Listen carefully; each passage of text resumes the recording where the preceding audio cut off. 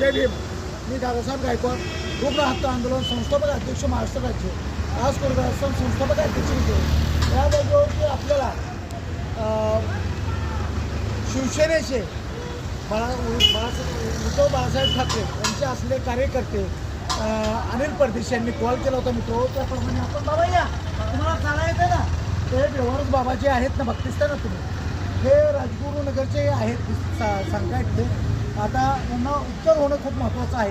परंतु एक विशेष गोष्ट मी तुम्हाला सांगतो.